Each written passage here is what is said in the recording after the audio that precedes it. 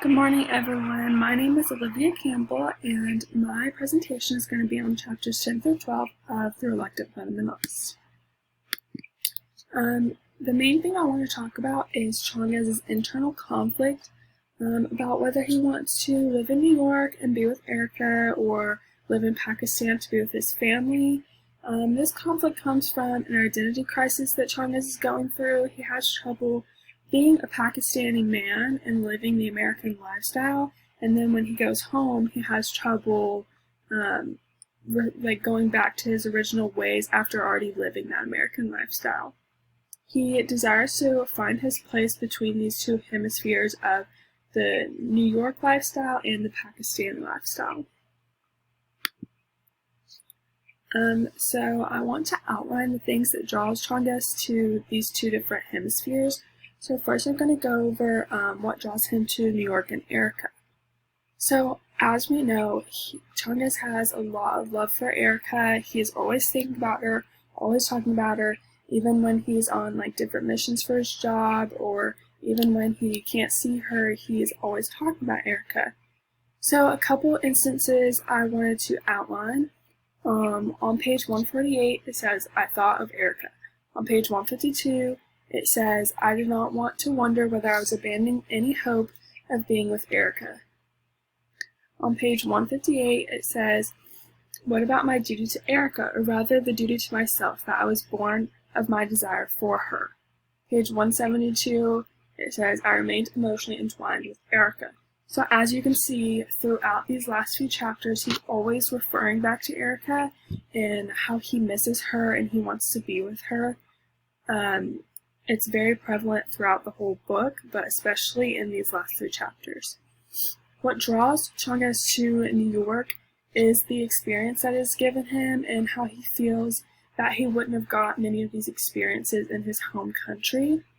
On page 157 it says, "Where else could I, without money and family contacts at so young an age, hope to attain such an impressive income? Would I not miss the city of possibility with its magic vibrancy and sense of excitement?" I think this really just goes to show how he realizes that he would not have gotten these opportunities in Pakistan, and he realizes that New York really is a magical place.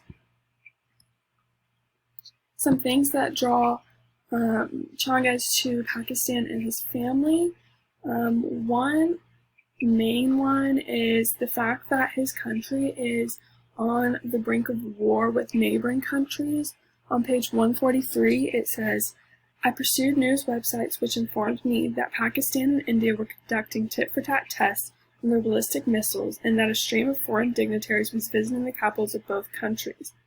I think this leads to a lot of guilt for Changez, especially since he is not home to be with his family and to protect them from the potential war that is coming.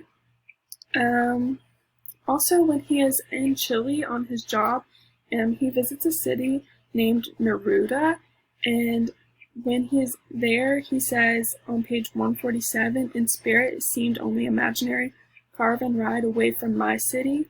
And when he says my city, he's referring to Lahore. So this shows how the parts of Chile's atmosphere reminds him of home and makes him miss being at home. Another big part that he misses about Pakistan is his family, and his family was in need of his assistance and he wasn't there to help him.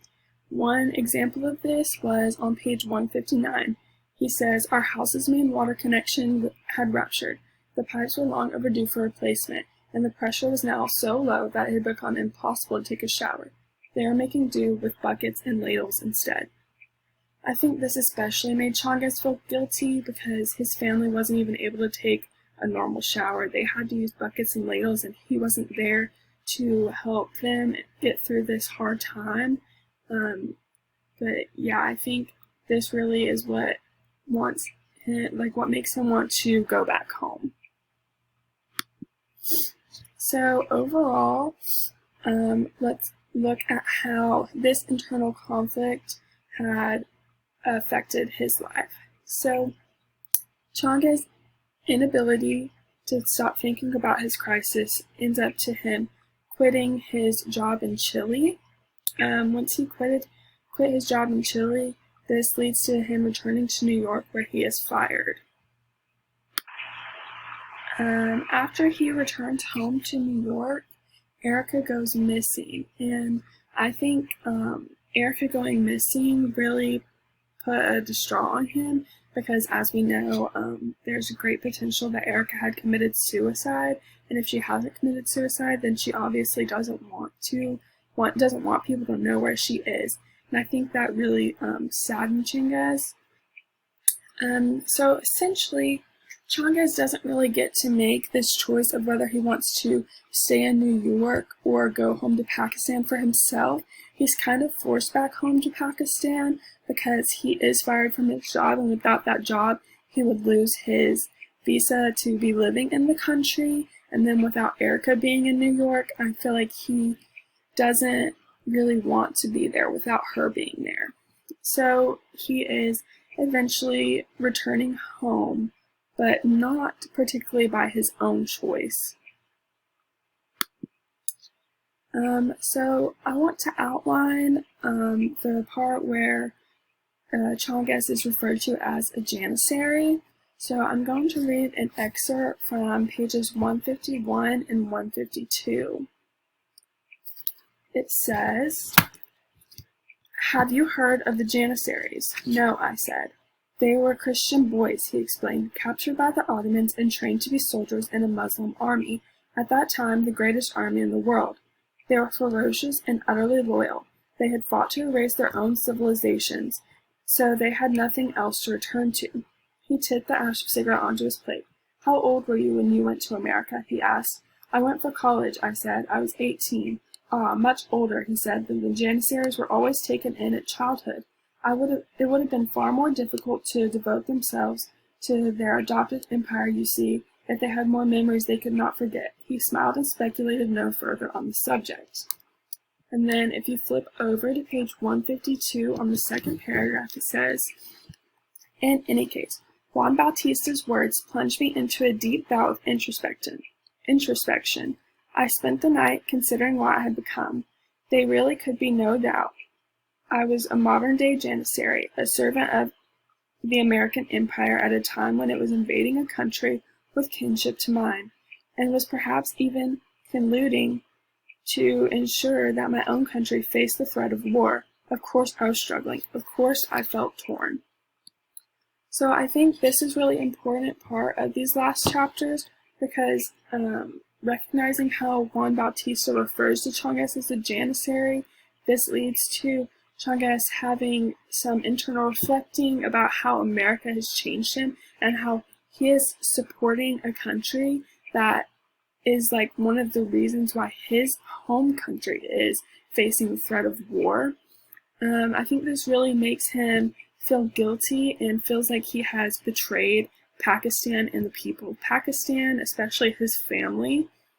I feel like this also makes him feel like he should return home, because he realizes that other foreigners are seeing him in this light, seeing him as a servant to the American Empire, and that is not how he wants to be viewed. Another thing that I thought was really cool in these last few chapters was when Changes wrote about the Fireflies. On page 165 and 166, I'm going to read a passage from there. It says, "One evening I was walking with Erica through the Union Square, as we saw a firefly. 'Look,' she said, amazed. It was trying to compete with the buildings. Indeed it was, a tiny greenish glow, visible up close but overwhelmed by the city's luminance. When viewed from even a modest distance, we watched as it crossed 14th Street, headed south."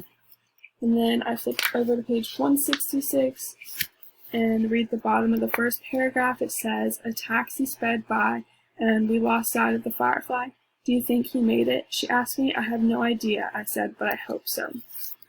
So in this passage, I really think that Changes is thinking of himself as the Firefly. Like, he is if you think of him as the Firefly in this situation, he is just one of the many smart and successful people, so he's just one little light amongst the many lights in New York City as the Firefly is. And he also refers to the Firefly as being overwhelmed by the city. And I think Changes is also overwhelmed by the city. Chanka also recalls saying that he hopes the Firefly made it safely on his journey across the street. And I think this reflects the hope that Changes has for himself thriving in the city. But as we know, that didn't really turn out the way he wanted to, but he did have a lot of hope for his success. That concludes my presentation. Thank you everyone for listening, and please let me know if you have any questions. Have a great weekend.